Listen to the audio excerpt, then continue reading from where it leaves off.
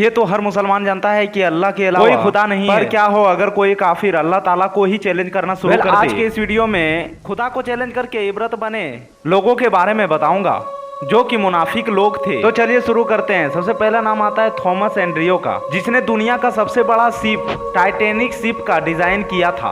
Thomas एंड्रियो एक बड़े businessman और बड़े बड़े शिप को बिल्डअप करता था। थॉमस एंड्रियो ही वह शख्स है जिसने वर्ल्ड का सबसे बड़ा जहाज टाइटैनिक जहाज को बिल्डअप किया था, और इसी टैलेंट के वजह से थॉमस एंड्रियो को बहुत ही घमंड था। और जब इन्होंने दुनिया का सबसे बड़ा जहाज टाइटैनिक जहाज का डिजाइन किया तो ये खुदा से भी चैलेंज करने लगा और कहने लगा कि नौज बिल्ला, इसे समुंदर तो क्या, इसे खुदा भी नहीं डुबा सकता है। लेकिन क्या आप जानते हैं, टाइटैनिक जहाज को जब पहली दफा समुंदर में उतारा गया था तो नॉर्थ एथलेटिक की तरफ पहुंचने के बाद वह एक बर्फ से टकरा जाता है, और इस शिप में दुनिया के सबसे बड़े बड़े बिजनेसमैन और अफरान भी सफर कर रहे थे। करीब इसमें 1500 लोग बैठे हुए थे। खुदा का कहर इस जहाज पर ऐसा पड़ा कि दुनिया का सबसे बड़ा जहाज टाइटैनिक एक बड़े हादसे का शिकार हो गया।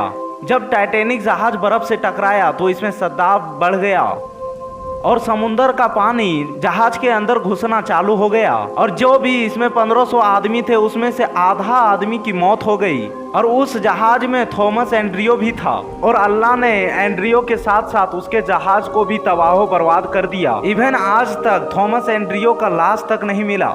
अब बंदा अगर अल्लाह को चैलेंज करने की कोशिश करेगा तो ऐसे तो होगा ही।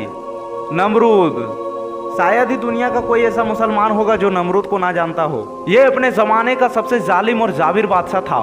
ये नमरूद खुदाई का दावा करता था और लोगों को अपना सजदा करने के लिए मजबूर करता था। जब हजरत इब्राहिम अलैहिस्सलाम ने नमरूद को इस्लाम की दावत दी तो इसे शदीद गुस्सा आया और कहने लगा कि जाओ और अल्लाह से कहो कि इसकी मुकाबला करने के लिए फौज भेज दे। सिर्फ इतना ही नहीं, यह वही खबीस था जिसने हजरत इब्राहिम अलैहिस्सलाम को आग में डाल दिया था। लेकिन अल्लाह ताला के हुक्म से वो आग हजरत इब्राहिम अलैहिस्सलाम के लिए ठंडी हो गई थी। इस पर अल्लाह ताला ने नमरूद से मुकाबला करने के लिए मच्छरों की एक फौज भेज दी, और इन छोटे छोटे मच्छरों ने नमरूद की फौज की सिर्फ खून ही नहीं बल्कि एक छोटे छोटे गोश्त तक नोच लिया था। नमरूद का पूरा लश्कर हलाक होकर बर्बाद हो गया था। इन नमरूदियों की फौज की सिर्फ हड्डियां ही बाकी रह गया था। सिर्फ इतना ही नहीं, इन मच्छरों में से एक मच्छर नमरूद की नाक में घुस गया और नाक के जरिए ये मच्छर नमरूद के दिमाग के अंदर चला गया था, और इस मच्छर ने नमरूद का वो हाल किया कि ये अपना सर दीवारों और फर्श पर पटकता था, और यह सुकून पाने के लिए ये अपने सर पर हथौड़ा और पत्थर मरवाता था। अल्लाह ताला ने नमरूद को सबसे अदनन मखलूक के जरिए उस मकाम तक पहुंचा दिया कि पहले जो लोग, आखिर में ये लोग उन्हीं से जूता खाते खाते मर गया। अल्लाह ताला को ललकारने वाले और उसे चैलेंज करने वाले का हाल ऐसा ही होता है। अबराहा, दोस्तों 571 सदी ईस्वी में एक जालिम बादशाह की हुकूमत थी जिसका नाम अबराहा था, और इसने एक गिरजाघर बनवाया था, और ये चाहता था कि मक्का को सभी लोग छोड़ के इस गिरजाघर में आकर इसकी इबादत करे और इसे खुदा मान ले। लेकिन जब मुसलमानों ने इसकी बगावत की तो इसने गुस्से में आकर कसम खाए और कहने लगी माज अल्लाह, खाना कावा को गिरा देगा। चुनांचा ये अपने फौज को लेकर मक्का मुकरमा में पहुंच गया। इसके लश्कर ने सिपाहियों हजारों तादाद में हाथी घोड़े भी शामिल थे। जब ये बैतुल्ला के नजदीक पहुंचा तो आसमान से अचानक परिंदों की एक बहुत बड़ी फौज आ गई और खाने कावा का तवाफ करने लगा। ये अल्लाह का बहुत बड़ा मौजज़ा था कि वो अपने हरम की सुरक्षा करने के लिए परिंदों का झुंड भेज दिया था। अबराहा ने जैसे ही इन परिंदों को देखा तो वो इधर उधर भागना शुरू हो गए। इन जमीनों पर आने वाला कुफार ना सिर्फ जमीन में गिर गए बल्कि अपने ही जमीन के पैरों तले आकर मरना शुरू हो गए, और पक्षियों ने अबराहा के सिपाहियों को और उसके जानवरों को आसमान से पत्थर मार मार कर खत्म कर दिया। इस वाक़े के हवाले से कुरान शरीफ में एक सूरत में इसका जिक्र किया गया है जिसका नाम सूरह फील है। अल्लाह हर चीज पर कादिर है। फिरौन, दोस्तों अगर फिरौन को इस्लामिक तारीख का सबसे बड़ा बदबख्त कहा जाए तो ये बात गलत नहीं होगी। फिरौन उन बदबख्त में से एक था जो कि खुदाई का दावा करता था और कहता था कि मेरे अलावा कोई खुदा नहीं है। इवन ये लोगों को अपनी इबादत करने के लिए मजबूर करता था, और जो इसकी इबादत ना करते वो इसकी कत्ल करवा देता था। हजरत मूसा अलैहिस्सलाम अल्लाह ताला का पैगाम लेकर फिरौन के पास गए और कहे कि वो मजलूम लोगों के साथ ज्यादती करना छोड़ दे, वरना अल्लाह का अजाब इसे लेकर डूबेगा। और इस बात पर फिरौन हजरत मूसा अलैहिस्सलाम का मजाक उड़ाने लगा और कहने लगा कि मैं यहाँ का खुदा हूँ और मैं किसी का नहीं मानता। और इस काफिर ने हजरत मूसा अलैहिस्सलाम को और इनकी कौम बनी इसराइल कत्ल करने का फैसला कर लिया। लेकिन अल्लाह ताला ने हजरत मूसा अलैहिस्सलाम की मदद की और इन्हें अपने कौम के साथ दरियाए नील पार करने का हुक्म दिया। फिरौन ने इनकी पीछा करने की कोशिश की, लेकिन अल्लाह ताला के करम से मूसा अलैहिस्सलाम के कौम के लिए दरिया में रास्ता बन गया। और जब फिरौन अपने लश्कर के साथ दरिया को पास करने की कोशिश किया तो उसी में डूबकर गर्क हो गया, निस्तो नाबूद हो गया था। लेकिन अल्लाह ताला ने इसे क़यामत तक आने वाले लोगों के लिए इबरत निशानी बनाया और इसे दाऊद में रख दिया।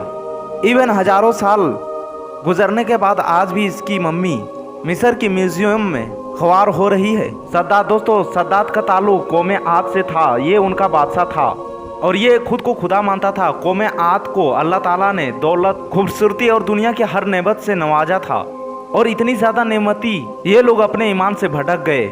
लेकिन अल्लाह ताला ने इसे हिदायत देने के लिए हजरत हूद अलैहिस्सलाम को भेज दिया। जब हजरत हूद अलैहिस्सलाम ने सद्दात को अल्लाह ताला के रास्ते पर चलने के लिए बोला तो ये अपनी तौहीन करने लगा और हजरत हूद अलैहिस्सलाम से सवाल करने लगा कि वो इस्लाम को कबूल कर ले तो इसे क्या मिलेगा। तो हजरत हूद अलैहिस्सलाम ने इसे कहा कि इसके बदले में इसे जन्नत मिलेगी और सद्दात को जन्नत की सारी नेमतों के बारे में बताया। तो वो हंसने लगा और बोला कि ये तो कौन सी बड़ी बात है, ऐसी जन्नत तो मैं खुद भी तैयार कर सकता हूँ। और इस कनभक्त ने अल्लाह का मुकाबला करते हुए अपनी सल्तनत पर पूरी जन्नत कायम करवाई और इसका नक्शा वैसे ही रखा जैसा कि हजरत हूद अलैहिस्सलाम ने इसे बताया था। इसने अपनी जन्नत को दुनिया की हर नेमत से आरास्ता कर दिया। लेकिन सद्दात जब जन्नत में दाखिल होने लगा तो इनके दरवाजे पर मलकुल मौत खड़े थे और सद्दात ने जब मलकुल मौत को देखा तो ये गिड़गिड़ाने लगा और कहने लगा कि जन्नत में दाखिल होने की मोहलत दे दी जाए। लेकिन इसके अंजाम का वक्त अल्लाह ताला ने मुकर्रर करके रखा था और ये अपनी बनाई हुई जन्नत में जाने से पहले ही मारा गया। इससे बेहतर सजा और क्या हो सकती है। स्टीफन हॉकिंग, दोस्तों ये जो शख्स आप देख रहे हैं इसका नाम स्टीफन हॉकिंग है और ये दुनिया का सबसे बड़ा साइंटिस्ट है। और इस मनहूस ने अल्लाह का वजूद मानने से इनकार कर दिया और कहने लगा कि इस दुनिया में खुदा एग्जिस्ट ही नहीं करता और ना ही इस दुनिया को कोई चला रहा है। ये बदबख्त अल्लाह पर एक किताब लिख रहा था जिसका नाम bring answer to big question था। इसने अपने किताब में लिखा था कि सदियों से लोग ये सोचते आ रहे हैं कि मुझ जैसे माजूर लोग अल्लाह की सजा का शिकार हैं, लेकिन ऐसा नहीं है, हमारी किस्मत कोई नहीं लिखता। इवन इस काफिर ने यह भी कहा कि मरने के बाद इंसान के साथ कुछ नहीं होता है और जन्नत भी कोई चीज नहीं है। इसने ऐलानिया की ये बात कही, माज़अल्लाह खुदा का कोई वजूद नहीं और ये किसी खुदा पर यकीन नहीं रखता। लेकिन इसे पता ही नहीं कि जिस जात के बारे में ये बंदा इतनी बकवास कर रहा है उसके एक इशारे पर ये तो क्या पूरी दुनिया फना हो सकती है। इस हैवान पर अल्लाह का अजाब ऐसा नाजिल हुआ कि जिस रात ऐसी बात की उसने कोल बके थे उसी रात ये अपनी चेयर पर मरा हुआ पाया गया था। इस शख्स का मौत का राज पूरी दुनिया के लिए इबरत है कि जो शख्स अल्लाह से चैलेंज करता है उसका हाल ऐसा ही होता है।